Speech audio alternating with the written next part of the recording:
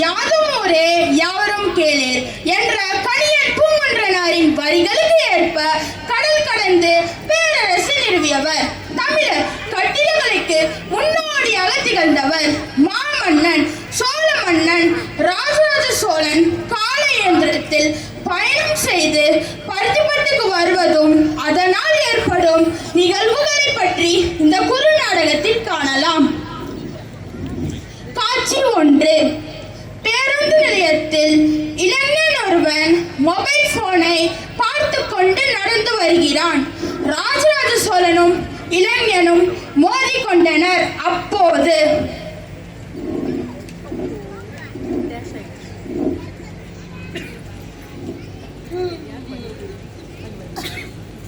Costume எல்லாம் super. எங்க பொன்னியின் செல்வன் ஷூட்டிங்ல இருந்து வந்தீங்களா சார்? தம்பி, இது எந்த நாடு? என் தஞ்சாவூர் இல்லையே, என் வீரர்கள் இல்லையே, இது என்ன வினோதமான உலகம்? நீங்க யார் சார்? நான் சோழ நாட்டு அரசன். என் பெயர் அருள்மொழிவர்மன். ஓ, ஹிஸ்டரி புக்ல இருந்து டைம் டிராவல் பண்ணி வந்திருக்கீங்களா? Welcome to 2026. இதுதான் பருத்திப்பட்டு. இதுதான் இப்ப ரியல் கிங்டம். இந்த சாலை யுத்த காலத்திற்கு செல்கிறது. மக்கள் ஏன் இவ்வளவு சத்தமாக ஒலி எழுப்பி செல்கின்றனர்? ஆட்ட, இது ஹாரன் சார்.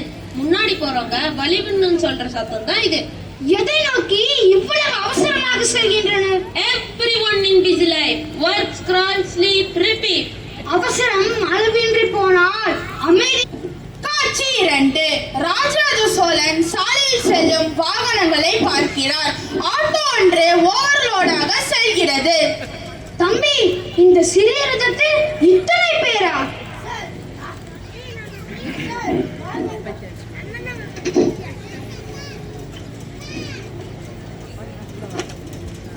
சார், இது நார்மல் தான் sir. Sharing is caring sir.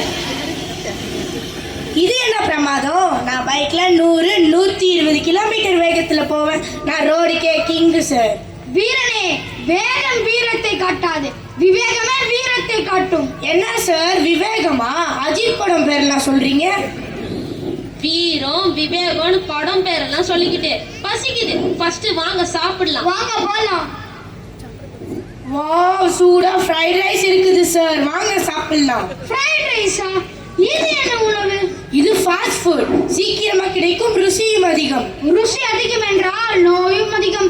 உடல் நலத்திற்கு கேடு விளைவிக்கும், உடல் பருமன் ஏற்படும். அதுக்கு தான் ஜிம் இருக்கே. நாங்க ஜிம்முக்கு போவோம்.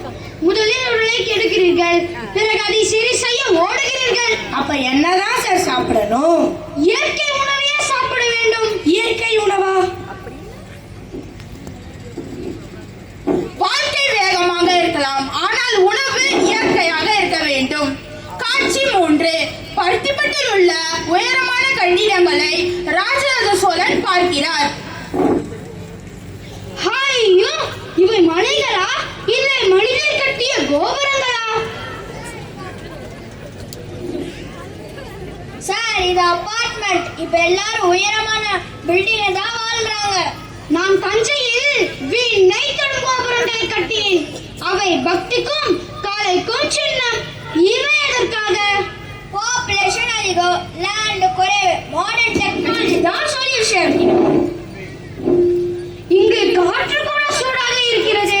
மரங்கள் குறைஞ்சிருச்சு, ஆனால் இன்னும் ஏசி இருக்கு சார். நான் நாட்டின் நீர்வளம் பாதுகாக்க மரங்களை வளர்த்தேன். நீங்களோ காற்றை வாங்க இயந்திரத்தை தேடுகிறீர்கள்.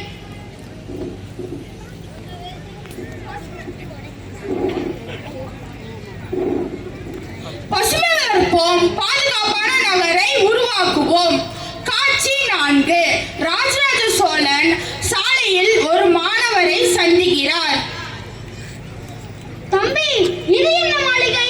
அரண்மனை போல் தோன்றுகிறது. சார், இது அபார்ட்மெண்ட் பள்ளி சார். இங்கதான் நான் படிக்கிறேன். உங்கள் பள்ளியில் மாணவர்களின் எண்ணிக்கை எத்தனை? கிட்டத்தட்ட 550 மாணவர்களுக்கு மேல படிக்கிறாங்க.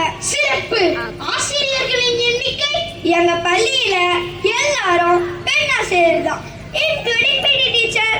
என் காலத்தில் பெண்கள் வீரத்திலும் கலையிலும் சிறந்து விளங்கினர். இன்று கல்வித்துறையில் இத்தனை புரட்சியா? இந்த மாற்றத்தை உருவாக்கியவர் யார்? எங்க சிஇஓ மகேஸ்வரி மேமும் எங்க ஃபவுண்டர் சீனியர் பிரின்சிபல் புருஷோத்தமன் சாரும் தான். சூப்பர்! இது சாதனை அல்ல, சமூக புரட்சி. என்ன சார் இங்கிலீஷ் எல்லாம் பேசுறீங்க? இங்கிலீஷா? நானா எங்க எவர்னஸ்ல தொட்டாலே போதும் இங்கிலீஷ் தானா பேசுவாங்க. கல்வி விரல் போட்டவர் சமுதாயத்தை செழிக்க செய்கிறார். ஒரு நல்ல பள்ளி, ஒரு நல்ல நாட்டின் அடித்தளம். நீங்கள் கட்டியது கட்டிடம் மட்டுமல்ல, எதிர்கால தலைமுறையின் நம்பிக்கை. அவரும் அவரை சார்ந்தவர்களும் என்றும் நலமுடன் வாழ வாழ்த்தி விடைபெறுகிறேன். நாளைய இந்தியா நாம் இன்று எடுக்கும் முடிவில் உருவாகிறது. நல்ல இளைஞர் உருவானால் நல்ல நாடு உருவாகும். வாழ்க கல்வி! நன்றி, வணக்கம். நகைச்சுவையும் சிந்தனையும் கலந்த அருமையான நாடகம்.